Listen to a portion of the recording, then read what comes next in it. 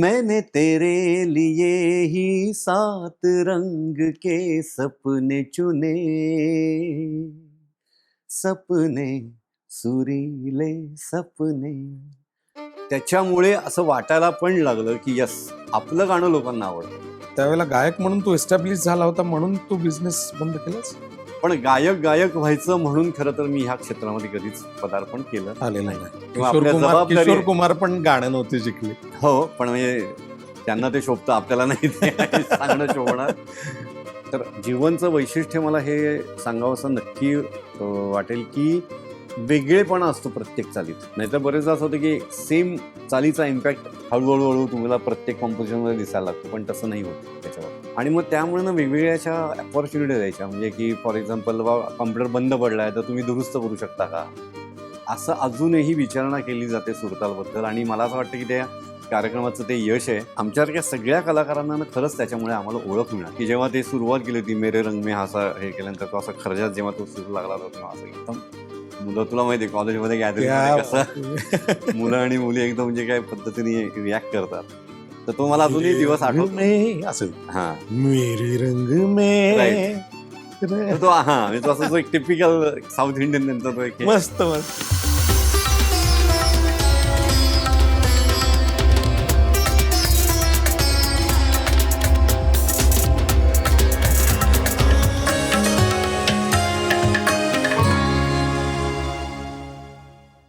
नमस्कार मित्रांनो, स्वागत करतो मी तुमचं साधं सुधच्या आनंदाचा पॉडकास्ट संवाद वेळामध्ये.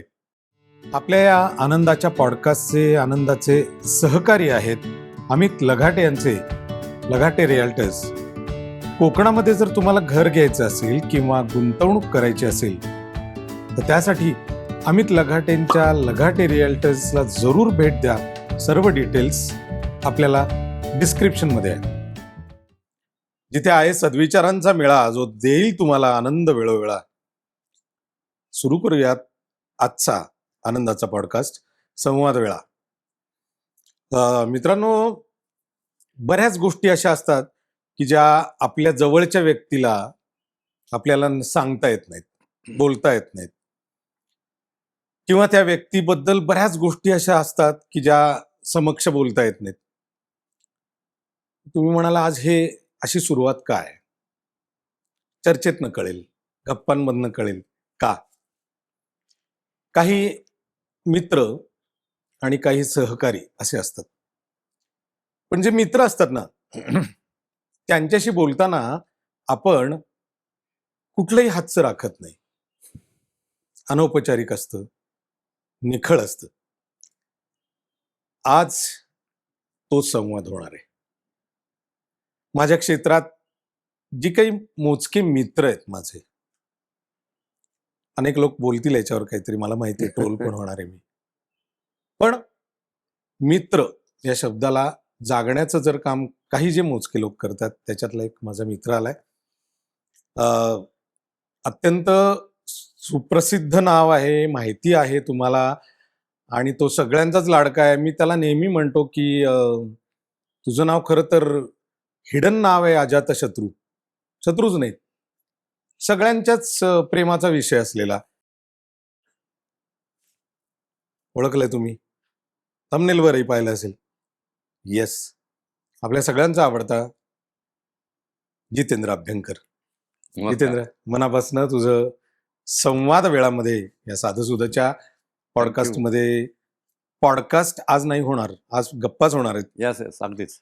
आणि बरेच दिवसापासून असा विचार चालू होता की ज्याला तू तयार नव्हतास, पण I was extremely confident and I am extremely confident की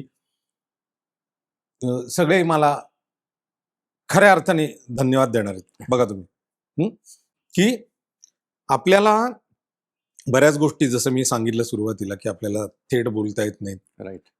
आणि कधी कधी आपण मित्र एकमेकांना टेकन फॉर ग्रँटेड करतो, मैत्रीमुळे.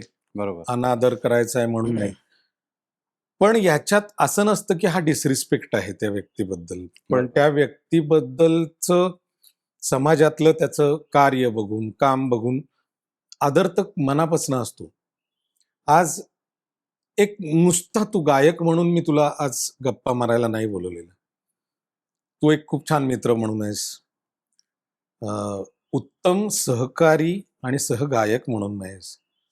उत्तम अ, समजून घेणारी व्यक्ती म्हणून आहेस. आणि ऑब्व्हियसली लोकांना जे माहिती आहे ते तुझं रूप की उत्तम गायक म्हणून आहेस. अ, ठरवलं होतं जितेंद्र अभ्यंकरनी गाणं हेच आपलं आयुष्य आहे? सर्वप्रथम मी आधी तुझे सगळ्यात पहिल्यांदा आभार मानीन. तू जसं म्हणलास की आपल्याला पॉडकास्ट करायचं आहे आणि मला खरंच हे माझ्या डोक्यात नव्हतं. कारण पॉडकास्ट करायचं मी ह्याच्या आधी मी एकदाच पॉडकास्ट केलेलं आहे, पण खरंच काय बोलायचं असतं, कसं बोलायचं असतं याचा काहीही अनुभव नाही आहे. पण आता कदाचित तू त्याला गप्पा असं स्वरूप दिल्यामुळे आता मी एकदम रिलॅक्स झालो आहे. त्यामुळे त्याचं असं इंटरव्ह्यू न म्हणता आपण गप्पा आहेत म्हटल्यामुळे त्याला मला जास्ती रिलॅक्स त्याला फील आलेला आहे. त्यामुळे मी जेवढं शक्य तेवढं मनमोकळं आपण गप्पाच मारूया. राईट. आणि साधं सुधाचं मी पुन्हा एकदा आभार मानेन की त्या निमित्ताने मी सगळ्यांसमोर या पद्धतीने सगळ्यांच्या समोर येईन. गायक म्हणून अनेकदा समोर येतोच आहे. पण आता आज जरा थोडंसं गायक सोडून पण काही वेगळं बोलता आलं तर आपण ते पण बोलूया. आणि जसं तू म्हणलास तसं की जितेंद्र अभ्यंकर गायक म्हणून क्षेत्रात यायचं होतं का? तर त्याचं उत्तर इनिशियली नाही असंच येईल. कारण स्टँडर्ड आपण म्हणजे एक मध्यमवर्गीय जशी एक चाकोरीबद्ध जे एक ठरलेलं असतं साचा, त्या पद्धतीने जायचं पुढे डोक्यात होतं.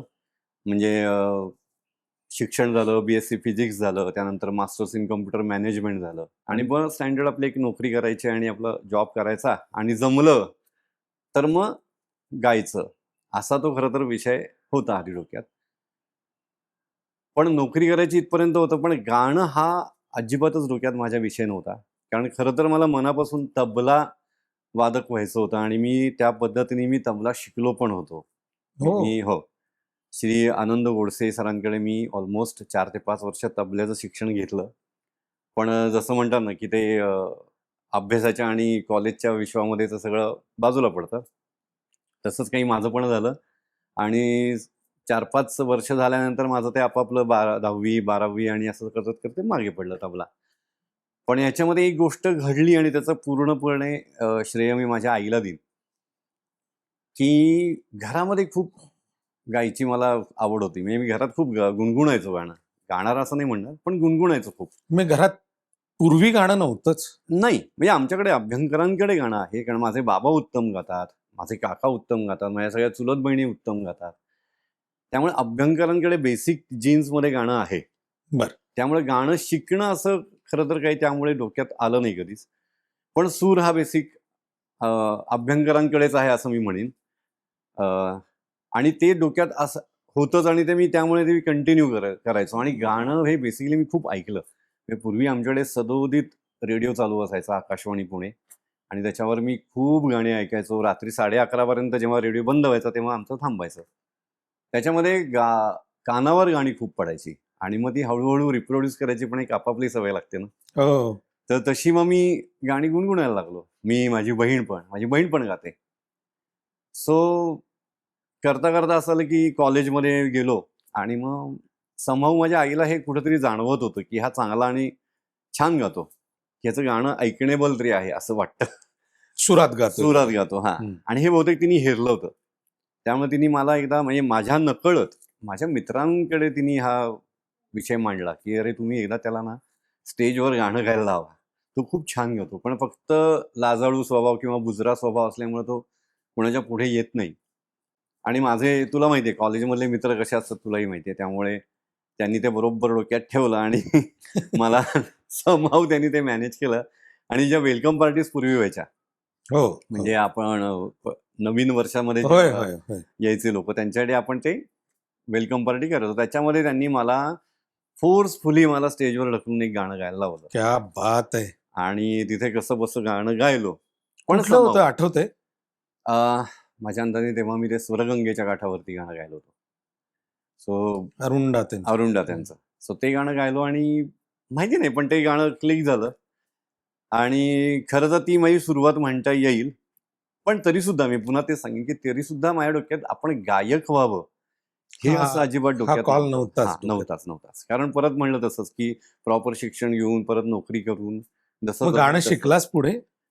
नाही, माझं दुर्दैव म्हणू आपण की मी गाणं नाही शिकलो आणि म्हणलं ना तसं गाणं न शिकता इतकं जर आहे हा, पण त्याची आता त्यामुळे खंत पण आहे नाही. की गाणं शिकायला हवं होतं तेव्हा, पण ते नाही जमलं समाऊ. त्या काळामध्ये ते नाही जमलं किंवा आपल्या जबाबदारी. किशोर कुमार पण गाणं नव्हते शिकले. हो, पण म्हणजे त्यांना ते शोभतं, आपल्याला नाही ते आहे सांगणं शोभणार.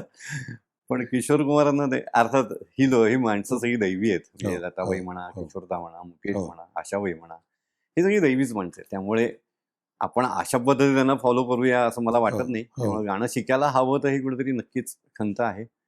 पण गायक व्हायचं म्हणून खरं तर मी ह्या क्षेत्रामध्ये कधीच पदार्पण केलं आलेलं नाही. नाही.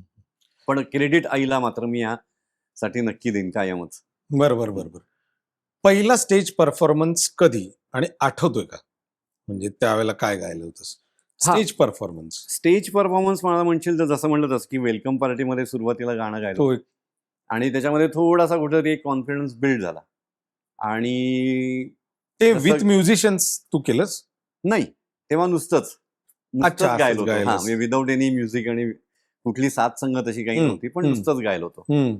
पण त्यानंतर मात्र मग आमच्याच कॉलेजमध्ये काही अशी मंडळी होती. त्याच्यामध्ये सांगायचं झालं तर आता अतिशय प्रसिद्ध असा आपला अमर ओक हा आमच्याच कॉलेजचा, नंतर प्रशांत जोशी म्हणून एक तबलजी होता. वा, तर अशी काही मंडळी आमच्या कॉलेजमध्ये होती. धनश्री गणात्रा. अच्छा. तर आमचा असा ना एक ग्रुप तिथं तयार झाला की ज्यांनी आम्ही एकत्र येऊन एक गॅदरिंगमध्ये आम्ही परफॉर्मन्स सादर केला. म्हणजे स्टेज शो जर म्हणशील पहिला किंवा माझा स्टेज परफॉर्मन्स जर म्हणशील तर ते गरवारे कॉलेजमधल्या गॅदरिंग मधला माझा पहिला स्टेज परफॉर्मन्स झाला. म्हणजे विथ म्युझिशियन्स हा. And everything. प्रॉपर सगळं वा. वादक बिदक असं घेऊन असं. आणि तेव्हा मात्र मला आठवतं की मी तेव्हा गायलेलं गाणं म्हणजे मेरे रंग में रंगने वाली परी हो S P Balasubrahmanyam. S P Balasubrahmanyam. तर त्यांचं मी ते गाणं सादर केलं. मैंने प्यार किया ना, आय थिंक. मैंने प्यार किया. तेव्हा तो प्रचंड गाजलेला पिक्चर प्रचंड त्या गाजलेला. काळामध्ये. आणि त्यामुळे ते ऑब्व्हियसली तेव्हा ते गाणं माझ्याकडे आलं आणि मी ते गायलं. आणि मला तो अजूनही तो दिवस आठवतो की एकतर आपल्याला एसपीदांचा आवाज माहिती आहे, हो, एकतर हो. मस्त असा खर्जातला आवाज आहे आणि समाहू देवाची कृपा आहे की थोडासा फार खर्च माझ्याकडे पण आहे. त्यामुळे मी आणि एक कॉपी करायची आपल्याला एक सवय असते ना, हो, हो. की त्या गायकाला कुठेतरी डोक्यात ठेवून ते साधारण सादर करायचं. साधारण त्या एज मध्ये आपण असं इमिटेशन करतच करतो. असतो की थोडी मिमिक्री अगदी एक्झॅक्टली नाही म्हणणार, हा, पण कुठे ना कुठेतरी त्याचा एक आपल्याकडे कॉपी तो केलं तसा जातं, रिझेम्बल नकळत. होतोय का Right. असं आपण बघतच असतो. So right. तसं मी ते थोडंसं एसपीदांना तेव्हा थोडंसं फॉलो करून तसं ते गायचा प्रयत्न केला होता. आणि मला अजूनही आठवतंय की जेव्हा ते सुरुवात केली होती मेरे रंग में असा हे केल्यानंतर तो असा खर्जात जेव्हा तो सूर लागला होता तेव्हा असं एकदम मुलं, तुला माहिती कॉलेजमध्ये गॅदरिंग कसं मुलं आणि मुली एकदम म्हणजे काय पद्धतीने रिॲक्ट करतात. तर तो मला अजूनही दिवस आठवतो. असं हा, मेरे रंग में. Right. तर तो म्हणजे तो असं जो एक टिपिकल साऊथ इंडियन त्यांचा तो एक हे. मस्त मस्त. वा. आणि तो तसा मी थोडाफार करण्याचा प्रयत्न केला आणि त्याच्यामध्ये ती रिॲक्शन अजूनही माझ्या डोक्यात आहे. लोकांनी तेव्हा जो काही मला उत्स्फूर्त प्रतिसाद दिला होता आणि कदाचित मला त्याच्यामुळे असं वाटायला पण लागलं की यस, आपलं गाणं लोकांना आवडतंय. अच्छा. कारण एक स्टेजवरनं पण एक आपल्याला अंदाज येत असतो की Correct. आपलं गाणं समोरच्याला आवडतंय का नाही आवडतंय.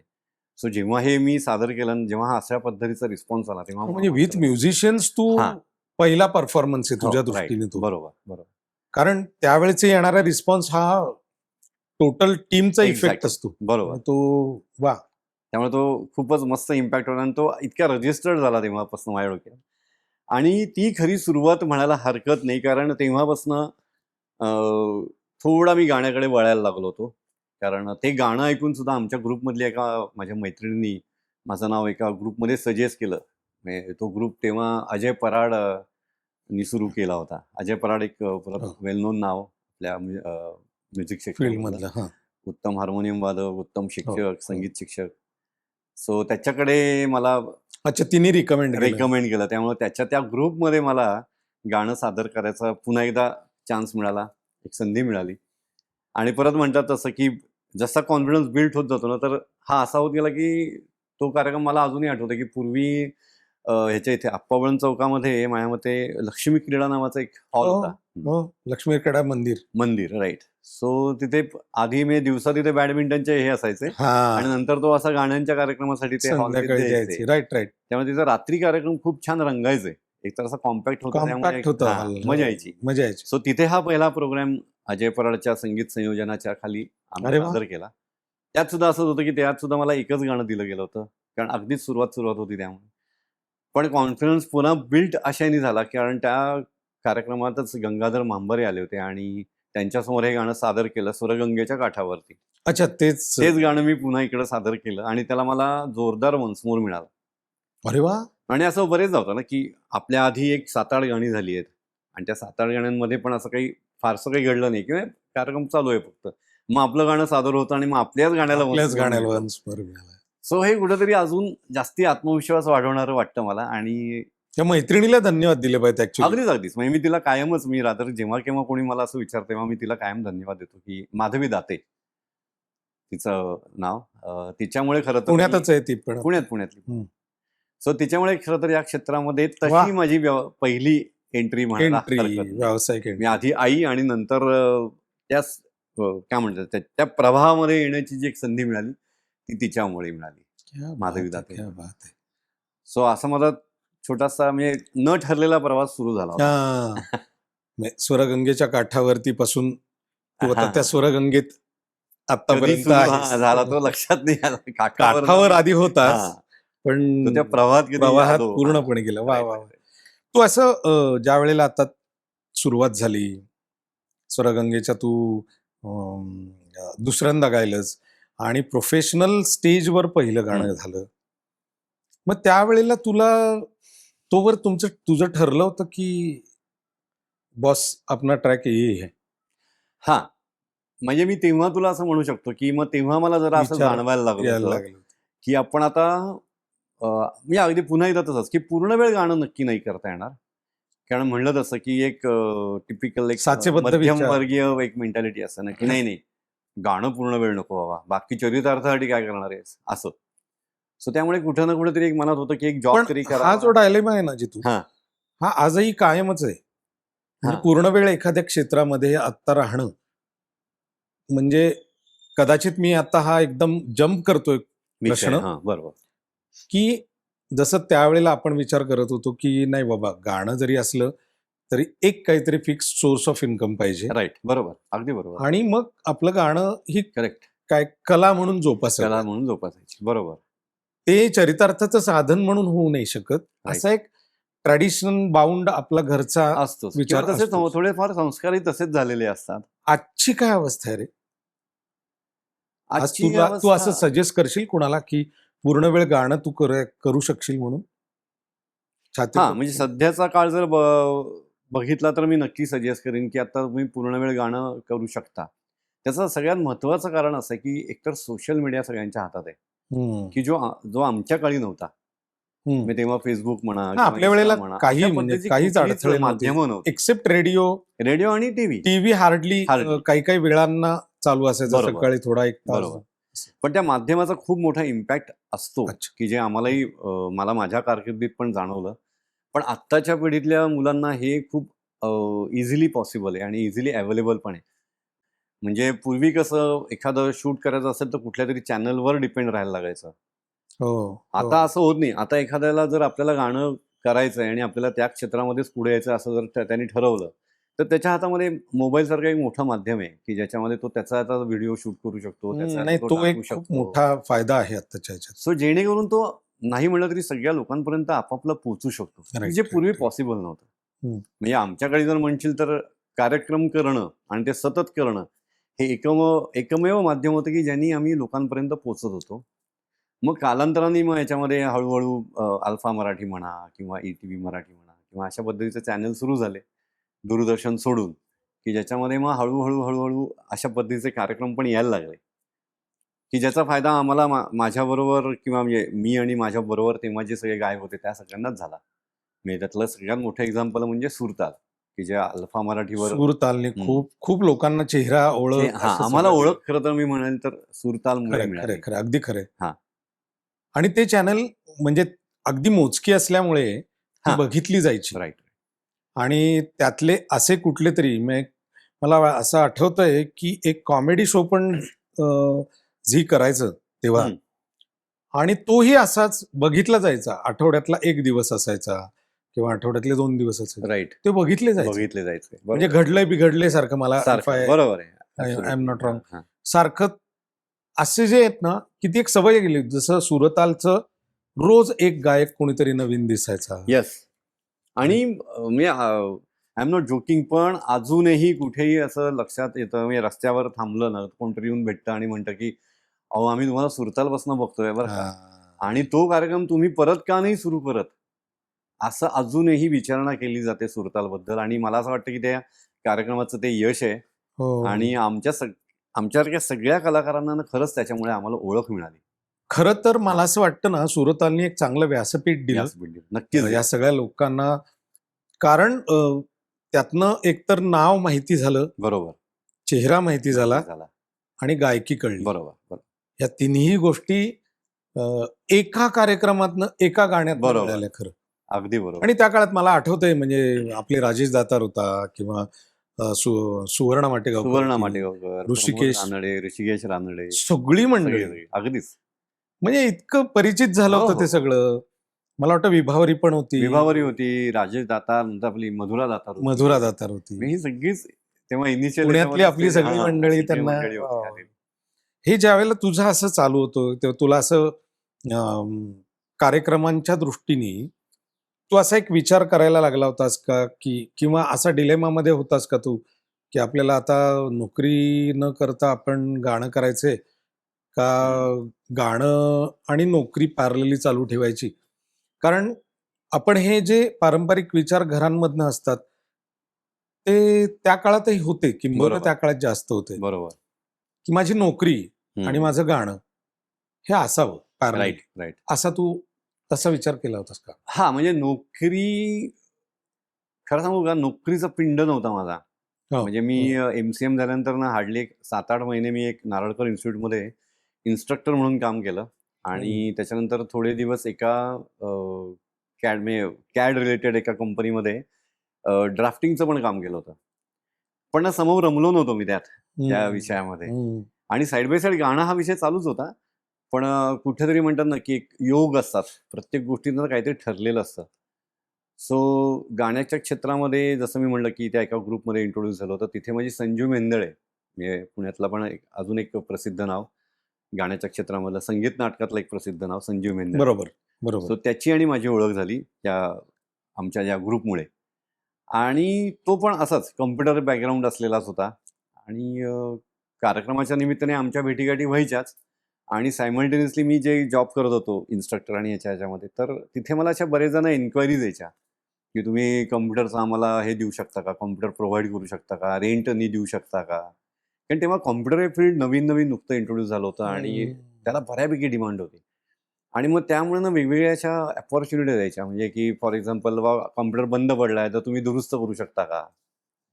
तर एक समूह आणि ते यायला लागल्या गोष्टी अशा अनेक समोर. तर समोर माझ्या डोक्यात असा एकदा क्लिक झाला म्हणून मी संजूशी बोललो की, आणि तेव्हा तो आणायचा तो पण असंच की गाणं हे पूर्ण वेळ न करता साईड बाय साईड तो गाणं करत होता आणि एका कंपनीमध्ये ॲज अ हार्डवेअर इंजिनियर म्हणून काम करत जॉब पण करत होता. सो मला इमिजिएटली हे क्लिक झालं की आपण ह्याला विचारू शकतो की अरे आपण अशा पद्धतीने काही एकत्र येऊन करू शकतो का बिझनेस एखादा. बरं. की तुझ्याकडे टेक्निकल नॉलेज आहे, माझ्याकडे सॉफ्टवेअरचं नॉलेज आहे. सो आपण दोघांनी मिळून आपण एखादा जर व्यवसाय सुरू केला तर होऊ शकेल का. आपण असा एक मी खरं तर विचार त्याशी बोलून दाखवला आणि तोही तयार झाला. आणि मग आमचं ठरलं की यस आपण करूया चालू.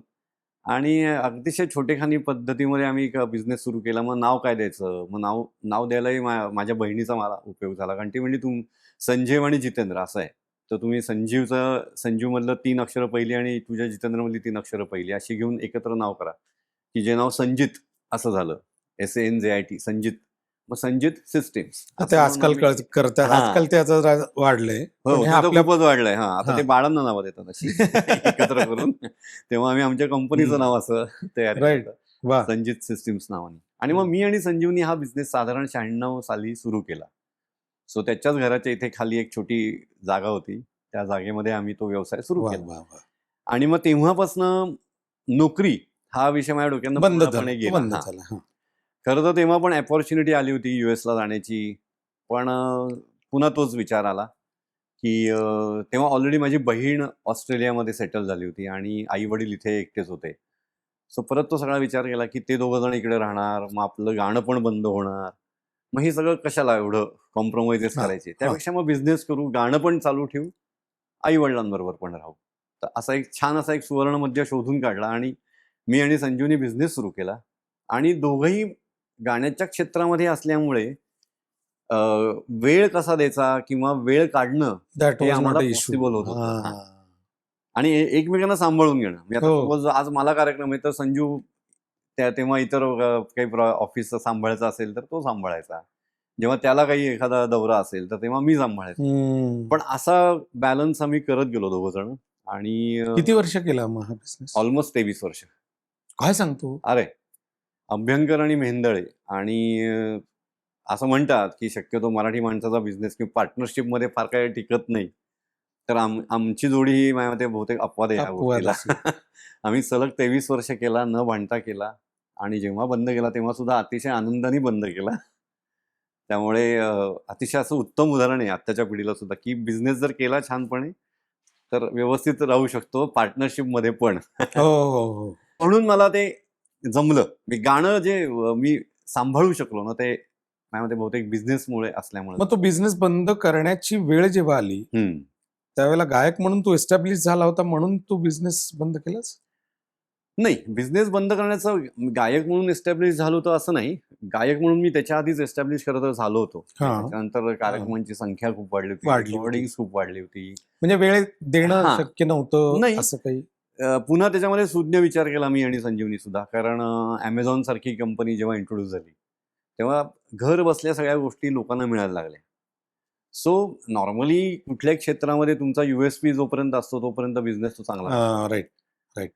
नंतर आमच्या लक्षात यायला लागलं की आम्हाला लोकच सांगायला लागले की अहो नाही हे तर आम्हाला एवढ्यात मिळतं, हे तुम्ही का मग एवढं वेगळं विशेष करताय. हो. मग आमच्या लक्षात आलं की मग ह्याच्यामध्ये तसं काही राहिला नाहीये राम बिझनेसमध्ये. मी सर्व्हिस इंडस्ट्री सोडली तर बाकी विक्री म्हणजे सेल याच्यामध्ये काही फारसं तथ्य राहिलं नव्हतं. म्हणून म्हणलं आणि काय त्याच्यामध्ये पुन्हा तोच विषय की आपल्याकडे जे काम करणारी लोक असतात मग ते ऐन वेळेस फोन करून सांगणार मी येत नाहीये. मग हो, आपण दिलेल्या हे commitments दुःख तर आहे लागतात. सगळीकडेच आणि आहे. आपले स्वभाव असे नाहीये. म्हणजे जर आपण सांगितलं असेल एखाद्या क्लायंटला की 10:30 येतो तर जातो. हा, मी 10:30 तर जातो. हा.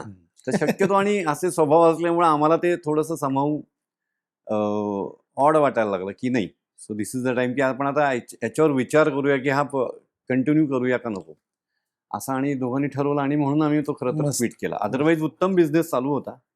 पण काळाची पावलं ओळखून जी काही गोष्टी करायच्या असतात तसं मला असं वाटतं की मी आणि संजूनी ओळखलं आणि त्यातनं वेळीच बाहेर पडलो. आणि सुदैव खरंच कसं असतं बघ की मी माझ्यामध्ये 2017 साली मी बिझनेस वाइंड अप केला. 16 का 17 साली 17 साली आणि इमिजिएटच लगेच 2 वर्षानंतर कोविड सुरू झाला. हो, 2020 ला. 20 साली. त्यामुळे ते तसंही प्रॉब्लेमॅटिक झालंच असतं झालंच सगळं. असतं. पण योग्य वेळेस आम्ही निर्णय घेतला आणि योग्य वेळेस आम्ही त्यातनं बाहेर पडलो. हे सगळ्यात बरोबर. महत्वाचं. ज्या वेळेला कार्यक्रम सुरू झाले होते तुला यायला तेव्हा तू लाईव्ह शोज करत होता सगळे विथ म्युझिशियन्स. बरोबर. आता त्याच्यातही 2 प्रकार आहेत. आता आपण आपलं क्षेत्र सेम असल्यामुळे मी सांगू शकतो. एक ट्रॅकवरची गाणी राईट. आणि लाईव्ह शोज बरोबर. विथ म्युझिशियन्स हा एक प्रकार आहे. पण तू तेवढं करून नाही थांबलास ना. तुझं स्टुडिओ रेकॉर्डिंग पण सुरू झालं होतं. हो. आणि which was extreme highlight for me. म्हणजे मला असं तुझं कौतुक जास्त असायचं कारणच ते खरंच की लाईव्ह शोज पुरता तू मर्यादित नाही राहिलास. बरोबर. तू नॉन फिल्मी सॉंग्स केले राईट. किंवा अनरेकॉर्डेड सॉंग्स गायलास आणि खूप व्हॉल्यूमनी गायलेलं आहेस. त्याच्याबद्दल आपल्याला बोलायचंच आहे. पण इनिशियली विल स्टार्ट की लाईव्ह शोज मध्ये विथ म्युझिशियन्स आणि ऑन ट्रॅक असे गाण्याच्या ज्या 2 पद्धती आहेत. हा. काय माइंडसेट तुला ठेवावा लागतो म्हणजे युजली? अगदी प्रामाणिकपणे कोणतं अवघड आहे कोणतं सोपं आहे हे सुद्धा? हा म्हणजे सोपं आणि अवघड असं म्हणण्यापेक्षा दोन्ही तसं म्हणलं तर अवघडच आहे. सोपं माझ्यामध्ये असं काहीच नाहीये. पण लाइकिंग वाईज जर म्हणशील तर केव्हाही लाईव्ह म्हणजे वादकांबरोबर जेव्हा सादर केला जातो कार्यक्रम तेव्हा तो जास्ती चांगला वाटतो मला. ट्रॅकला थोडंसं लिमिटेशन असं असतं की तुम्हाला एकतर ते बीट टू बीटच गावं लागतं. थोडंसं इकडं तिकडे करून चालत नाही. कारण इकडं तिकडं झालं की ते ट्रॅक पुढे जातो, आपण मागे राहतो किंवा आपण पुढे जातो, ट्रॅक मागे राहतो. त्यामुळे ते भान तर खूपच जपावं लागतं. आणि दुसरी गोष्ट म्हणजे मी म्हणलं तसं लाईव्हला एकतर थोडंसं तुम्ही फ्रीलान्स गाऊ शकता. म्हणजे एखाद्या कडव्यातली एखादी ओळ जरी तुम्हाला दोनदा गावीशी वाटली त्या एक्सप्रेशनच्या पॉइंट ऑफ व्ह्यूनी विथ म्युझिशियन्स ते तर ते शक्य तुम्ही आहे. तर ते शक्य की जे लाईव्हला नाही पॉसिबल होत. पण ट्रॅकला एक गोष्ट आहे की एखादा कार्यक्रम बांधायचा असेल कधी-कधी तर ट्रॅक हा जास्ती चांगला पर्याय असू शकतो. हे मी म्हणण्यामागचं कारण असं आहे की 2005 साली आम्ही जो एक प्रोग्राम केला म्हणजे पहिला माझा ट्रॅकवरचा प्रोग्राम असं तू म्हणू शकशील, की गुलजार बात पश्मिने की. मिलिंद ओक, मिलिंद ओक, निश एंटरटेनमेंट. निश हे एक एंटरटेनमेंट. अजून एक मोठं नाव मी माझ्या सांगीतिक प्रवासामधलं आहे अगदी अगदी अगदी म्हणू अगदी शकतो. 100% कारण गेली की ऑलमोस्ट ज्यांच्याबद्दल खरंच मलाही आदर आहे. हां. कारण एक गोष्ट खूप महत्वाची, मी आता थोडा इंटरप्ट का करतो, कारण त्यांचा विषय आपण बऱ्याचदा बोलतो सुद्धा, हो, हो. की मिलिंद ओकांबद्दल मला मला खरंच खूप कौतुक आहे, की इतक्या मोठ्या प्रमाणावर म्हणजे माणूस इंजिनियर, हो. बॅकग्राऊंड वेगळं बॅकग्राऊंड वेगळं आहे. आणि अशा पद्धतीचं निश एंटरटेनमेंट नावानी एक बरोबर. संस्था काढणं, पण गाण्याची प्रचंड आवड. प्रचंड आवड. हो. त्याच्यामुळे हे तयार झालेलं आहे असं मला काय वाटतं. कारण म्हणून एखादा ग्रुप तयार करावा, मग आपण गाण्यांचे प्रोग्राम करावेत. पण मग ते कसे असावेत? तर हे सगळं आणि त्यांनी स्वतः गायक नसताना. नसताना. हम्म. त्यामुळे हे त्यांनी ज्या पद्धतीने सगळं मांडलं किंवा बांधलं, हे खूप महत्त्वाचं वाटतं मला. आणि त्याच्यामुळे कदाचित मी अजून एक सांगू शकतो, की एक गायक सोडून एक वेगळी पर्सनॅलिटी पण एक्सप्लोर करता आली मला पण. अदरवाईज मी स्टेजवर जेव्हा आपण वादकांमध्ये असतो किंवा असतो तेव्हा एक स्टँडर्ड असतो की आपण मध्ये उभे राहतो, गातो. अ, म्हणजे काय म्हणता येईल त्याला की थोडी रिस्ट्रिक्शन्स येतात आपल्या ॲक्शन्सवर म्हण किंवा सगळंच. आपण खूप असं काही असं किशोरदांसारखं आपण नाही करू शकत. किंवा त्याचा स्वभाव पण लागतो हां, तसा. हां, हां. पण आपल्याला ते नाही जमत. पण ह्या पद्धतीच्या कार्यक्रमांमुळे म्हणजे मिलिंदनी ज्या पद्धतीने बांधले होते, तर त्याच्यामध्ये ट्रॅक असल्यामुळे ना, आजूबाजूला फारसं कोणी नसतं. वादक नसतात मेनली. सो स्टेजवर एक तर तुम्ही असता फक्त एकटे आणि मागे काहीतरी स्क्रीनवर जर काही चालू असेल तर ते. त्यामुळे थोडी गायकाची जबाबदारी अशी वाढते त्याच्यामध्ये, की तुम्हाला एक्सप्रेस करणं गरजेचं असतं इनॅक्टमध्ये पण. इनॅक्टमेंट आली म्हणजे इनॅक्टमेंट तिथे. आली त्याच्यामध्ये. हां. म्हणजे नुसतं आणि गाणं एक्सप्रेसिव्हली गाणं हा एक वेगळा पार्ट, पण ॲज अ एक कॅरेक्टर म्हणून गाणं हा एक वेगळा पार्ट, की जो माझ्या मते मिलिंदमुळे आम्हाला एक्सप्लोर करता आला. म्हणजे आणि सेंट्रल फोकस्ड काम आहे ना, एक्झॅक्टली. तुझ्याचकडे बघणार आहेत रे सगळं एक्झॅक्टली. गायक त्यामुळे म्हणून. हां. आणि त्याचा सगळ्यात मोठा फायदा की त्यामुळे तुझं गाणं तुला तोंडपाठ लागतं. त्यामुळे त्या ट्रॅक बरोबरची तुझी रिहर्सल तुला अतिशय परफेक्ट करावी बीट लागते. टू बीट बीट टू सगळं. बीट करावी लागते. हे सगळ्याचं भान सांभाळत त्यांनी सांगितलेल्या काही ज्या ॲक्शन्स असतील, एंट्री असतील, एक्झिट असतील किंवा त्याच्यावर तुला त्या शब्दांप्रमाणे इनॅक्ट करायचं असेल, तर हे सगळं त्याच्यामधनं मला एक्सप्लोर करता आलं. त्यामुळे मी मिलिंदला कायम त्यासाठी धन्यवाद देतो, की त्याच्यामुळे एक पर्सनॅलिटीमध्ये पण खूप फरक पडतो आपल्या. हां, हे हां. माझ्या लक्षात आलं. म्हणजे नुसतंच जर मी कदाचित लाईव्ह शोज म्हणजे करत बसलो असतो, तर कदाचित मला ही बाजू कधी हा एक्सप्लोर आस्पेक्ट नसता नसता कळला. करता हां. नसते आली.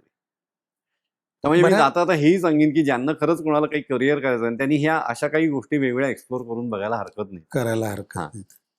म्हणजे नुसतंच लाईव्ह शोज किंवा नुसतंच ट्रॅक हां. असं हे असं नाही. दोन्ही गोष्टी करायला पाहिजेत. बरोबर, बरोबर. To have that complete experience बरोबर, ॲज अ बरोबर, सिंगर. बरोबर. म्हणजे ॲज अ सिंगर. स्वतःला सुद्धा अनुभव खूप मोठा मिळतो ना, एक्झॅक्टली. जसं आता तू म्हणजे ते म्हणालास. मला काय वाटतं ना, की आपण जसं म्हणतो, की किशोरदांचं गाणं आपल्याला कसं आवडतं ना, कारण किशोरदा हे स्वतः उत्तम ॲक्टर होते ना. त्यामुळे त्यांना गाणं हो. अ, ते जिवंत वेगळं व्हायचं. वेगळं जिवंत सांगावं व्हायचं. लागायचंच नाही. हां. ते आपापलं त्यांच्या त्या गाण्यातनं त्याची ती इनॅक्टमेंट यायचीच.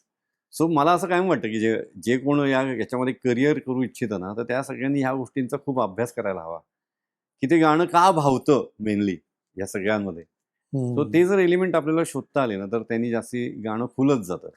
म्हणजे हे सुद्धा मी ओव्हर द पिरियडच शिकत गेलोय. म्हणजे म्हणून म्हणलं ना, की आपल्या आजूबाजूची जी सगळी मंडळी आहेत, मित्रमंडळी आहेत, सगळे संगीतकार आहेत, म्हणजे आपल्या क्षेत्रामधले जे सगळे गायक असतील, वादक असतील, संगीतकार असतील, गीतकार असतील, या प्रत्येकाकडनं काही ना काहीतरी आपल्याला शिकण्यासारखं आहे. कारण प्रत्येकाचा त्या गोष्टीकडे बघण्याचा एक वेगळा विचार असतो. खूपच वेगळा. हा. बरोबर. हे सगळं आपण घेत घेत पुढे जाऊ शकतो, हे मात्र नक्की. आता ह्या ट्रॅक आणि लाईव्ह शोज विथ म्युझिशियन्स आपण जे म्हणतोय, तर त्याच्या व्यतिरिक्त सुद्धा तू जे करतोस तो एक स्टुडिओ रेकॉर्डिंगचा भाग. राईट. स्टुडिओ रेकॉर्डिंग आणि लाईव्ह परफॉर्मन्सेस स्किल सेट वेगळा आहे का रे? खूप हा. खूप म्हणजे अगदी नक्की आणि आवर्जून सांगेन. कारण जेव्हा आपण स्टेजवर गातो कोणाचं तरी गाणं, मी कोणाचं तरी गाणं अशासाठी म्हणतोय कारण मी कधीतरी किशोरदांचं गाणं गातो, कधीतरी हेमंतांचं गाणं गातो, हेमंत कुमार, मुकेश गातो. तर हे सादर करताना कुठं ना कुठेतरी ना तो गायक आपल्या डोक्यात असतो आणि तो आपल्या गळ्यातनं उतरत असतो, कारण तो आभास निर्माण करायचा असतो. जेव्हा ऑडियन्स समोर आपण सादर करतो तेव्हा ऑडियन्सला कुठं ना ते रिझेंबल व्हावं लागतं की अरे हा यस किशोरदांसारखं वाटतंय गाणं किंवा हे मुकेशजींसारखं वाटतंय. पण या सगळ्या गडबडीमध्ये ना तुम्हाला तुमचा एक वेगळा जितेंद्र अभ्यंकर म्हणून एक आवाज ठेवावाच लागतो. मला एक सांगा सर, आता तुम्ही ज्या 2-3 गायकांची गाणी किंवा 2-3 गायकांची नावं घेतलीत, त्यांचं एक 2-2 ओळ जरा आम्हाला ऐकवा ना. म्हणजे आम्हाला किशोर कुमार पण दिसतील, मुकेश पण दिसतील, रफी साहेब पण दिसतील. अरे बापरे. हा, म्हणजे नाही का, बरोबर आहे की? प्रयत्न करतो. मला कितपत त्यात मला जमेल माहिती नाही, पण मी प्रयत्न करून सांगतो. आपण आता मुकेशजी सपोज जर घेतलं तर त्यांचं फेमस गाणं आनंद मधलं, मैंने तेरे लिए ही 7 रंग के सपने चुने, सपने सुरीले सपने, मैंने तेरे लिए ही 7 रंग के सपने चुने, सपने सुरीले सपने. सो आता ही एक स्टाईल आली मुकेशची. आता आपण हेमंत कुमार सपोज आता गायचा असेल सपोज, बेकरार करके हमें यूं न जाइए, आपको हमारी कसम लौट आइए, बेकरार करके हमें यूं न जाइए, आपको हमारी कसम लौट आइए. हे हेमंतदा झाले. आता किशोरदा आपण सोबत आता एक्झाम्पल, आता तुला आपापलंच लक्षात आलं असेल की तिन्ही गायकांमधले गायकीची स्टाईलच वेगवेगळी आहे. म्हणजे जेव्हा किशोरदा मला जेव्हा गायचं असतं तेव्हा मला खूप ओपन थ्रोटेड, जेव्हा मला मुकेश गायचंय तेव्हा मला थोडासा व्हॉइसवर कंट्रोल ठेवून घ्यावा लागतं. जेव्हा मी हेमंत कुमार गायलो तेव्हा मला हेमंतांचा प्लस पॉइंट म्हणजे त्यांचा जो खर्जातला व्हॉइस, तर तो मला कुठेतरी कायम डोक्यात ठेवून घ्यावा. प्रत्येक गायकाचा अभ्यास आणि ह्या सगळ्यामध्ये परत तुमचं एक जितेंद्र अभ्यंकर म्हणून जे एक वेगळेपण असतं ते दाखवायचंच आहे. त्यामुळे ते मेंटेन करतच तुम्हाला ह्या सगळ्याचा आभास निर्माण करत ते गाणं सादर करायचं आहे. हा, म्हणजे व्हॉइस ऑफ अमुक तमुक, व्हॉइस ऑफ असं मला असं वाटतं की चिकटून घेण्यापेक्षा आपल्या नावापुढे असं मला वाटतं की, कारण काय होतं नाहीतर मग तुम्हाला ना रेकॉर्डिंगच्या जर क्षेत्रात पदार्पण करायचं असेल तर ते अवघड जातं. नाहीतर या सगळ्या स्टाईल्स ना तुमच्याच सिंगिंग मधनं डोकाव्याला लागतात.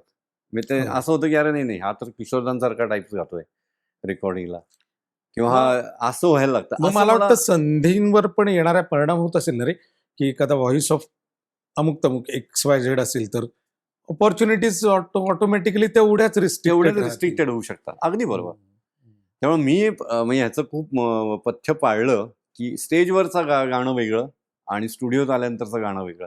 कारण स्टुडिओत तुला जितेंद्र अभ्यंकर म्हणूनच गायचं आहे आणि जेव्हा ते गाणं बाहेर येणार आहे तेव्हा ते तुझ्या व्हॉइससाठीच प्रसिद्ध होणार आहे. म्हणजे तो आवाज ऐकून लोकांना कळलं अरे हा जितेंद्र अभ्यंकरांचा आवाज आहे. पण ही आयडेंटिटी निर्माण करणं फार गरजेचं. ही आयडेंटिटी क्रिएशन, हे फिलिंग तुला खूप, म्हणजे माझ्या दृष्टीने हे खूप सिग्निफिकंट आहे फिलिंग. कारण सांगतो की लोक वर्षानुवर्ष लाईव्ह परफॉर्मन्सेस करतात, बरोबर, पण त्यांची स्वतःची गाणी नाहीत. गायक जितेंद्र अभ्यंकर, हे खरं तर ही अर्ज तुझ्याकडे होती म्हणून तू खरं तर मी ह्याला दोन्ही की ती अर्ज पण होती आणि या सगळ्यामध्ये परत म्हणतात ना तसं एक थोडीशी गुरुकृपा पण लागते. म्हणजे तुझ्यावर एक वरदहस्त लागतो की अशा पद्धतीच्या संधी पण तुझ्याकडे यायला पाहिजेत. आणि मला असं कायम वाटतं की मी त्या बाबतीत खूप नशीबवान आहे की मला या पद्धतीचं खूप काम मिळत गेलं हम्म, हम्म. रेकॉर्डिंगचं, की ज्याच्यामध्ये मला जितेंद्र अभ्यंकर म्हणून मला माझी आयडेंटिटी कायम जपता आली. सश्रद्धा असल्याचा परिणाम किंवा नक्कीच, नक्कीच.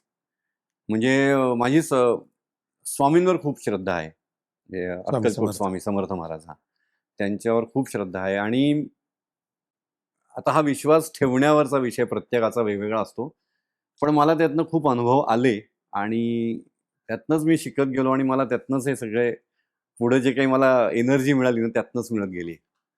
म्हणजे तू जे म्हणलास ना की अर्ज तर असावी लागतेच लागते, पण त्या अर्ज बरोबर सुद्धा ना की कुठंतरी तुमची एक श्रद्धा लागते, की जी श्रद्धा तुमच्या कामी येते. आणि मला कायम वाटतं की तुम्ही आज केलेलं चांगलं काम असतं ना, ते कुठं ना कुठेतरी जाऊन तुम्हाला 5 वर्षांनी म्हणा 10 वर्षांनी कुठेतरी जाऊन त्याचं ते फळ देत असतं.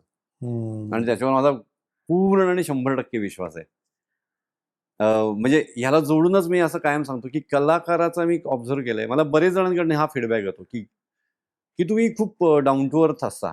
तुम्ही असं, आम्हाला असं काही फार टेन्शन येत नाही तुमच्याशी बोलताना, कलाकार म्हणून. म्हणजे म्हणलं मला ते बरेच असं मला प्रश्न पडायचा की हे असं का बोलतात? नाही हो म्हणे, इतर कलाकारांबद्दल जेव्हा आम्ही जाऊन बोलतो ना, तर ते असे खूप आगाऊपणे बोलतात किंवा असं तोडून बोलतात किंवा असं फटकून बोलतात. मला हेच कळत नाही की असं का असतं? जर तुम्ही या गोष्टी जर अ, कलाकार हा कायम फक्त स्टेजपर्यंत आहे की नाही. स्टेजवरनं उतरल्यानंतर तुम्ही सगळ्यांसारखे सर्वसामान्य माणूस झालात. मग तसेच तुम्ही बिहेव का नाही करत? आणि जसे तिथे असता, तसेच तुम्ही परत स्टेजवर का नाही बिहेव करत? असं मला कायम वाटतं. म्हणजे ते एकमेकातच मिक्स झालेल्या गोष्टी आहेत खरं तर. म्हणजे हो, कारण हो. तुमचा स्वभाव हा कायम तुमच्या कलेतनं रिफ्लेक्ट होत असतो. हो, हो, हो. पण हा जो विवेक आहे ना हां. जितेंद्र, की हा विवेक फक्त सश्रद्ध राहण्याने येतो, अगदी असा बरोबर. माझा दावा आहे. आहे. कारण तो तुला तुझा रोल त्या त्या वेळेचा स्पष्ट करतो, बरोबर. की तू गायक म्हणून तू तर स्टेजवर आहेस ना. बरोबर, बरोबर. जेव्हा तू सगळ्यांमध्ये मिसळतोस, हं. तेव्हा तू सगळ्यांमधलाच एक राहायला पाहिजेस.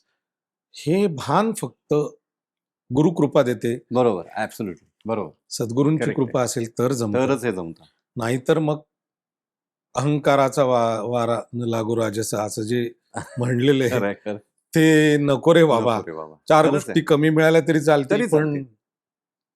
पतनाला कारण होतो तो हा अहंकार. येस. अगदी बरोबर. पण आणि तुझ्या कलाकार म्हणून मला जे वाटतं ना कायम, की तुम्ही शेवटी कशा पद्धतीने राहणार आहात पश्चात, म्हणजे तुमच्या पश्चात तुम्ही जे राहणार आहात, हे तुमच्या आवाजाने राहणार आहात ना आता.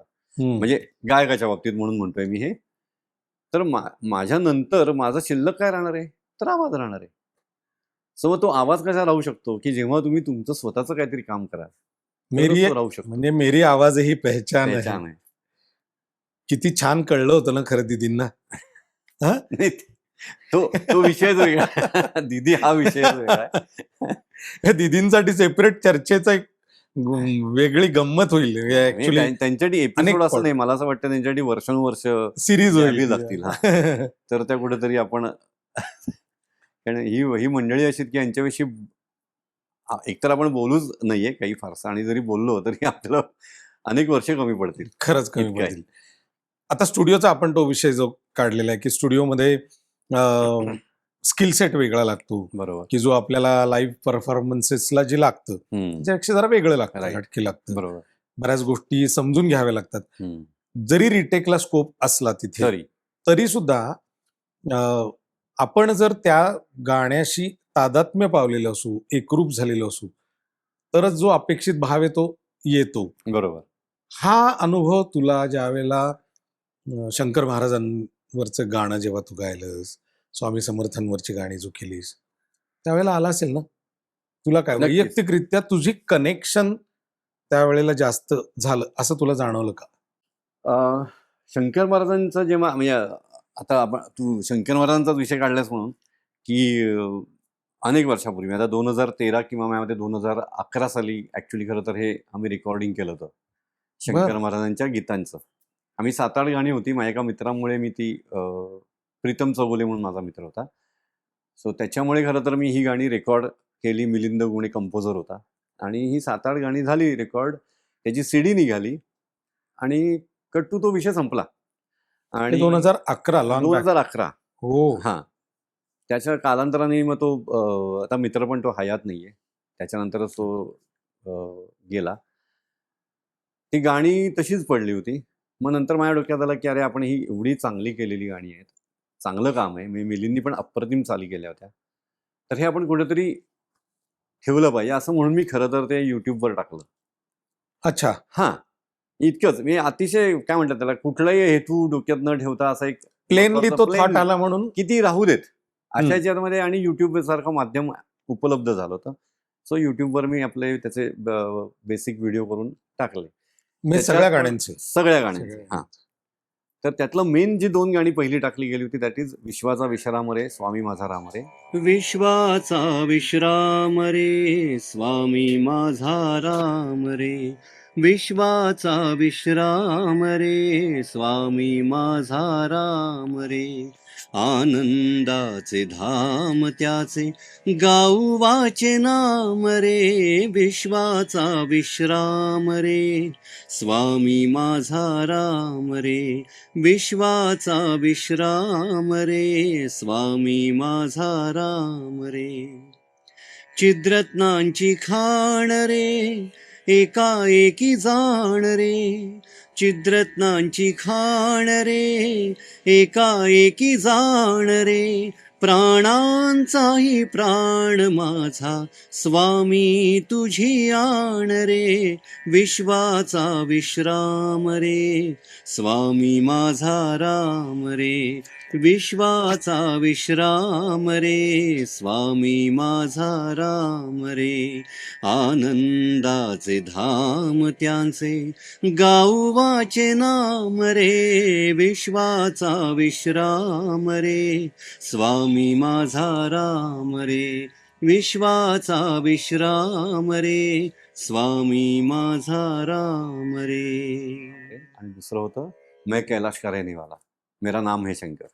ही 2 गाणी मी ही 2 गाणी त्यावेळेला ज्यावेळेला तू टाकलीस, हां माझ्या मते, माझ्या माहितीप्रमाणे ही 2 गाणी सुपरहिट झाली आहेत. अगदीच. म्हणजे टू एव्हरीबडी सरप्राईज. हो. आत्ता सगळ्यांना आश्चर्य वाटलं असेल की ही गाणी 2011 साली कॉम्पोज झालेली आहेत. राईट. आणि ही आत्ता 2025-26 ला ज्या प्रमाणात ऐकू येत, बरोबर. म्हणजे आता शंकर महाराजांच्या बाबतीत मी तुला सांगतो की ज्यावेळेला त्यांचा प्रगट दिन असतो बरोबर आणि पालखी सोहळा असतो, बरोबर त्यावेळेला हेच गाणं हे वारंवार वाचताना मी वाचतं. बरोबर. ऐकवा सर. कारण ती तर मग मला खाली फीडबॅक नाही, ते वेगवेगळे कमेंट नाही, येतात रे. नक्की नक्की. हा. मैं कैलाश त्या- का रहने वाला तर मी नक्की ऐकवीन, कारण काय म्हणतात ना, त्या गाण्याने एक आयडेंटिटी मिळाली असं आपण म्हणू हो शकतो याला. हो. सो जे गाणं युट्यूबवर खूप प्रसिद्ध झालं ते त्याचं साइन क्रॉस ऐकवतो. मैं कैलाश का रहने वाला, मेरा नाम है शंकर, मेरा नाम है शंकर, मैं कैलाश का रहने वाला, मेरा नाम है शंकर, मेरा नाम है शंकर, दुनिया को समझाने आया, कर ले कुछ अपना घर, मेरा नाम है शंकर, मेरा नाम है शंकर, मेरा नाम है शंकर, मेरा नाम है शंकर. वा वा. ह्या गाण्यांनी खरं तर खूप घराघरात पोचलो असं म्हणायला हरकत नाही. पण मी मगाशी जे तुला रेफरन्स दिला होता ना, की आपण करत राहतो आणि त्याचं फळ कधीतरी मिळतं, तर माझ्यामध्ये हे गाणं तसंच आहे. कारण 2013 साली मी युट्यूबवर ते टाकलं, त्यानंतर विसरून गेलो, आणि 2017 साली ऍक्च्युली एका वेगळ्याच कारणामुळे खरं तर हा सगळा विषय परत सुरू झाला अशासाठी, कारण एका वेगळ्या कंपनीनी हे गाणं कॉपी करून दुसऱ्या गायकाच्या आवाजात टाकून मोकळे झाले होते, आणि त्याचे अनेक लाखामध्ये व्ह्यूज झाले होते. आणि मग मला तेव्हा ट्रिगर झालं की अरे हे आपल्या आवाजातली गाणी आहेत आणि हे भलतंच कोणतरी त्याचं क्रेडिट घेत आहे. त्याचं क्रेडिट न देता पण, म्हणजे मी सहज म्हणून ते बघितलं त्याच्यात, तर त्याच्यामध्ये नाव मेन्शन नाही. याचं ओरिजिनल गायक बाबा जितेंद्र अभ्यंकर आहे, त्याचे ओरिजिनल संगीतकार मिलिंद गुणे आहेत, त्याचं काहीही असे काही क्रेडिट्स नव्हती त्याच्यात. हां, आणि त्या ह्याच्यावर त्यांनी लाखो कमवले असतील. म्हणजे त्याच्याबद्दलही माझं काही म्हणणं नाहीये, पण एक म्हणतात ना की तुम्ही मेन्शन तरी करणं अपेक्षित होतं. मेन्शन ऍक्च्युली हा ऑफेन्स आहे ऑफेन्स आहे. जितेंद्र. सो पण मग हे जेव्हा मी मित्रांशी बोलवतो म्हणणार हे नाही, तू त्याच्यावर बॅन आणू शकतो. मी तू त्यांना मग ते जरा कोणाकडनं तरी माहिती घेतली आणि मग समावून मग त्या आपण company ला त्यांच्या approach अगेन्स्ट केसही फाईल करू शकतो. कारण पण म्हणलं ना Copyright आपला act स्वभाव नसतो तसा सगळ्या असे उद्योग करण्याचा, पण त्याच्यामध्ये मग मला ते करावं लागलं. आणि मग मला नंतर मग त्यातूनच मग हे असं कळलं की नाही, हे काही करायचं असेल तर तुम्ही पण तेवढंच तुम्हाला त्यातलं नॉलेज पाहिजे. नुसतं टाकायचं, मोकळं व्हायचं, त्याकडे बघायचं नाही, कॉपीराईट नाही चालत नाही. मग मी नंतर जरा त्याच्यामध्ये लक्ष घालून मग पुढे ते केलं. आणि आता माझ्या युट्यूब चॅनलला ही सगळी गाणी आहेच आणि आहेत ती पॉप्युलर झाली ती.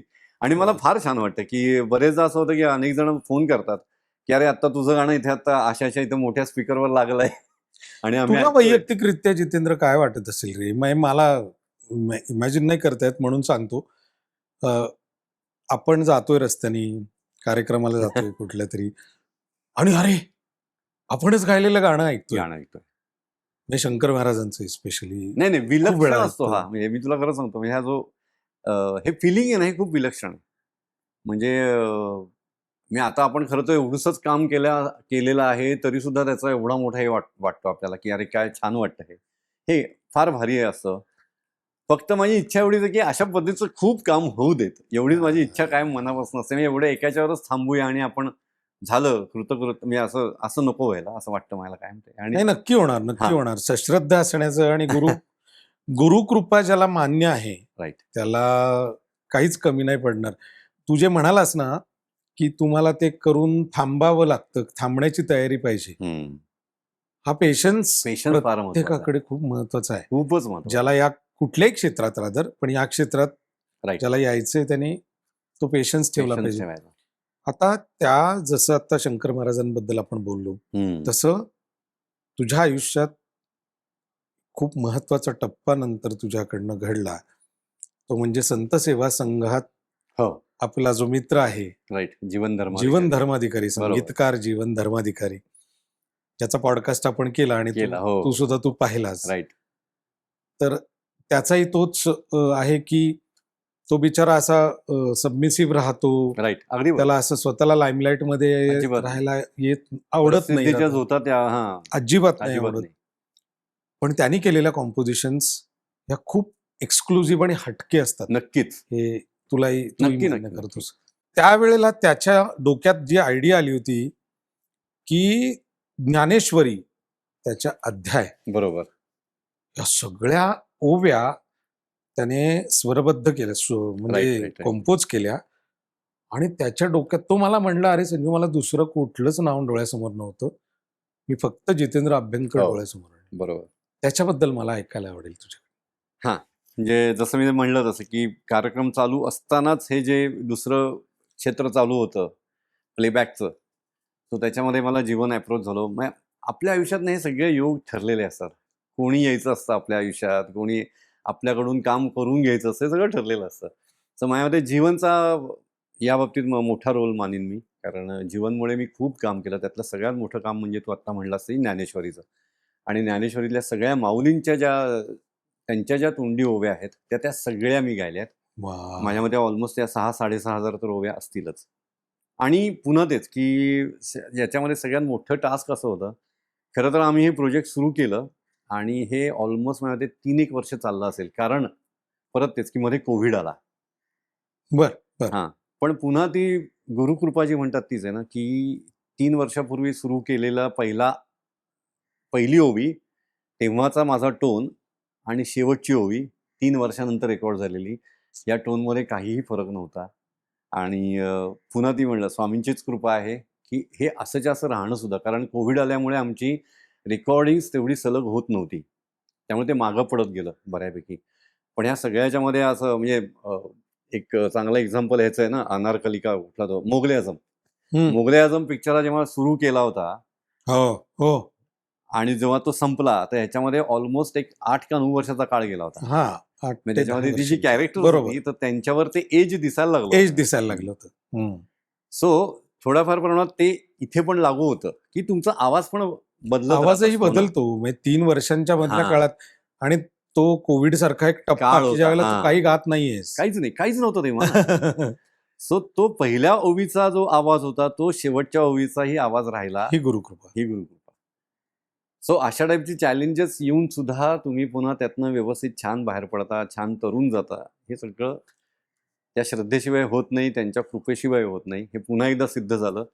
आणि जीवनसारखा संगीतकार आयुष्यात आल्यामुळे की एक विश्वास असतो ना, मला माहिती नाही पण समहाऊ त्याचा विश्वास आहे माझ्यावर की बाबा ह्याच्याकडनं गाऊन घेतलं ना की छान होईल. मी त्याचे अनेक कॉम्पोजिशन गायले आहेत, अनेक कॉम्पोजिशन गायले आहेत, अनेक आणि कार्यक्रमांमध्ये पण गायलीस कार्यक्रमांमध्ये त्याच्या. पण गायले आहेत. पण तो त्या यांनी माहीत नाही मला, त्याचं आणि माझं काहीतरी एक वेवलेंथ वेगळी जुळलेली आहे जीवनची आणि माझी. आणि तो माझ्याकडनं ते करवून घेतोय असं आपण म्हणूया, किंवा स्वामी करवून घेतात त्याच्याकडनं. तो माध्यम आहे. असं माध्यम आहे. वा, वा, वा. आणि ते अखंड चालू आहे. म्हणजे त्याच्याबरोबर मी मनाचे श्लोक केलेत पूर्ण. अच्छा. हो. आणि हे सगळं संत सेवा संघाच्या वेबसाईटवर उपलब्ध आहे. ज्यांना कोणाला इंटरेस्ट असेल त्यांनी नक्की जाऊन ते ऐका. आणि मनाच्या अतिशय श्लोकाचं फार पण. छान पद्धतीने हो. सगळं केलेलं आहे. तुम्ही अनेक कार्यक्रम पण केले पहा. हो. तीर्थ शिवरायासारखा एक तीर्थ कार्यक्रम शिवरायासारखा आहे. केलाय.